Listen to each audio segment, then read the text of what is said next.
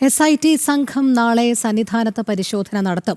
Strong റൂമിലുള്ള വാതിൽപ്പാളിയും പ്രഭാമണ്ഡലപാളിയും വിദഗ്ധ സംഘത്തിന്റെ സഹായത്തോടെ പരിശോധിക്കും. സന്നിധാനത്ത് പരിശോധനയ്ക്ക് കോടതി അനുമതി നൽകിയ സാഹചര്യത്തിലാണ് നടപടി. ഗോകുൽ രമേശ് ചേരുന്നു വിവരങ്ങളുമായി. ഗോകുൽ, നാളെ SIT സംഘം സന്നിധാനത്തെത്തുമ്പോൾ എന്തിലൊക്കെയായിരിക്കും പരിശോധന നടത്തുക?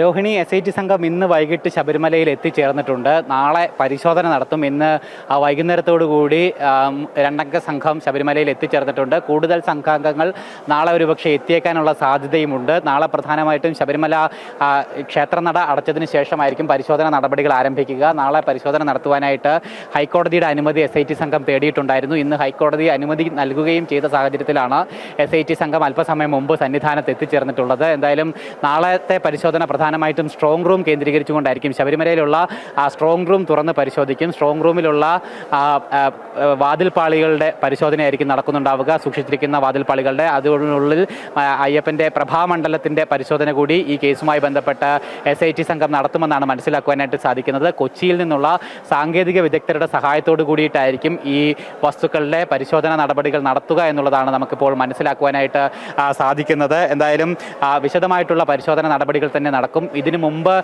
ഒന്നിലധികം തവണ SIT സംഘം സന്നിധാനത്തെത്തി പരിശോധന നടത്തിയിട്ടുണ്ടായിരുന്നു.